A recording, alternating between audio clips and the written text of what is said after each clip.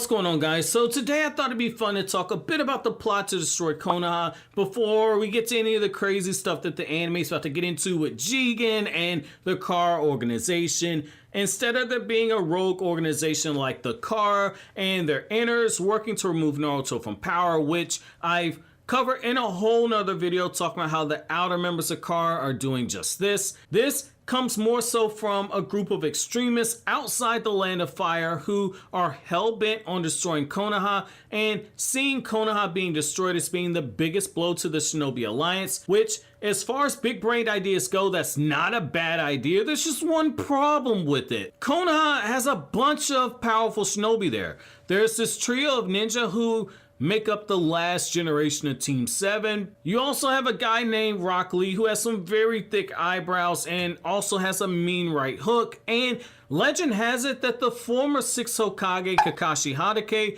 is still very powerful right now. In fact, those you guys who are following along with the Kakashi wrestling videos now that are being put on the channel know that Kakashi single-handedly stopped an invasion by another country to invade the Land of Fire, but invading the Land of Fire and destroying Konoha are two separate things. The nation's army that Kakashi stopped merely wanted to invade Konoha and take the Land of Fire's resources because they perceived Konoha as being too soft under the current Hokage's leadership during this time of peace. This group that we're talking about here today, well, they have a very similar thought, but for them, it isn't about resources. They just wanted all the smoke with Konoha, and they wanted Konoha wiped off the map altogether. So just who is this group in the Boruto era, and where did they come from? Now, somebody's probably asking that. Well, they're all cult members of a religion called the Purple Moon religion from the Purple Moon Island. Essentially, they live in a collection of islands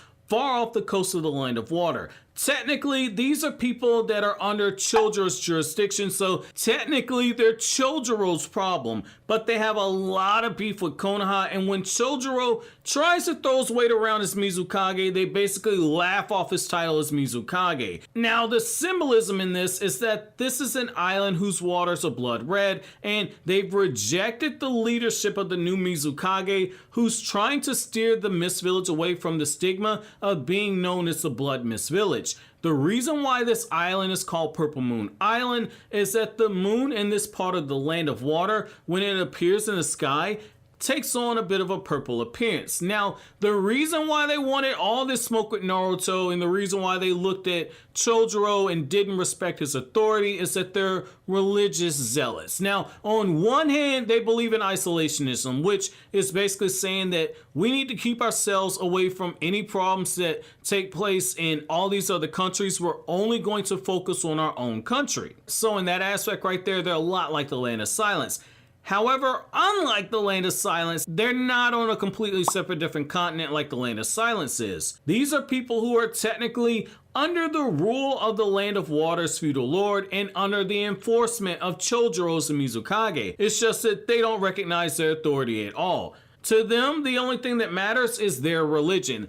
Think of them as being a village of a bunch of people with Hidon's level enthusiasm for Jashin. Now, take that enthusiasm and multiply it hundreds of times over, and now you have Purple Moon Island. They worship nature itself. Their goddess is literally Mother Nature. However, they do accept some forms of science, mainly taking science involvement in weaponizing things, and so they have a tendency for bombs and other forms of weaponry. Originally, this village was founded by ninja. The island's people do tend to have ninjutsu as a part of their arsenal, and they do know ninjutsu, and interestingly enough, the main affinity for the people in this island is lightning release, which is ironic given that they're part of the Land of Water, and the main affinity in the Land of Water is, as you can guess, water. They're the total opposite of the Hidden Mist Village, which symbolically works. Their plan to take down Konoha isn't just to walk to the front door and smoke everybody out. They're not stupid. They know that they can't take out Konoha by going through the front door. They don't have the power to do such a thing, and they're self-aware of it. And when you really look at their ranks at most, their shinobi are only high chunin level. However, their plan is to systematically take advantage of Konoha's open border policy, which should make you view Shikamaru and Tsunade's debate with Naruto during the car actuation arc to close down the borders of the village a little bit differently. Now, Kara wasn't the only group making their way into Konoha and plotting against them. In fact, this group was making their way all the way across the Land of Fire itself. Their plan, in particular the extremist faction of this religious cult, was to set off bombs all across the Land of Fire. They wanted to destroy key aspects of the Land of Fire, from infrastructure like bridges to destroying the high-speed thunder trains and the stations that people are at, taking out major gathering places, and taking out the communication areas. This group did not care how many innocent people they took out, so long as they were able to hand down a crucial blow to Konoha and create chaos that would spread out Konoha's strongest shinobi all across the Land of Fire. Now, no matter how strong someone is, if they're alone and they have their guard lowered, they can be killed, which is exactly the idea that this group had. Get the stronger Konoha shinobi like Rock Lee and Sakura someplace far away, pretend to need help, and then once they lower their guard by thinking they're helping somebody in need, that's when you jump them and you kill them. Now, this is even crazier when you consider the fact that the people in this group are perfectly okay with the fact that they're outclassed. They have it as a stigma. They're going to pursue the enemy until the job's done.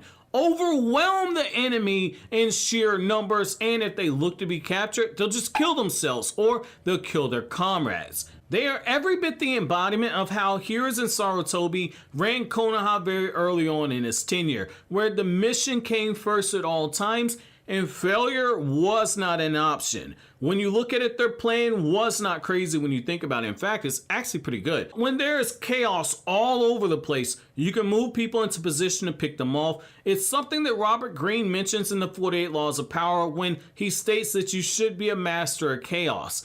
Another faction in this group, however, did want to take down Konoha, but they wanted to do so in a way that came at the expense of far less innocent people being killed off. And unknown to Boruto on Team 7, they put themselves in the crosshairs of that same person. In the end, the threat does indeed fail, but it's very interesting to look at. Naruto's policy of open borders and the easygoing, laissez-faire managing of Konoha can be backed up because Naruto is technically the strongest shinobi alive.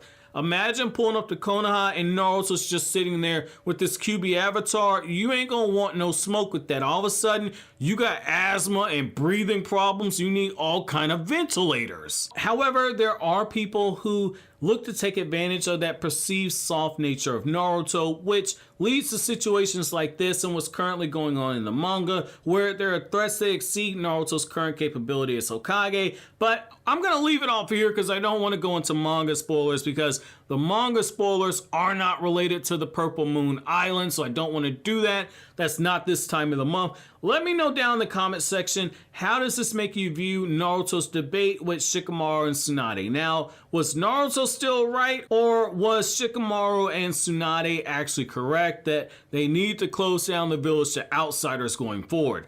Let me know down in the comment section below, but as always, guys, if you like anything I had to say, don't forget to comment, rate, subscribe, and share. Thank you so much for watching to the end. Have an awesome day, guys.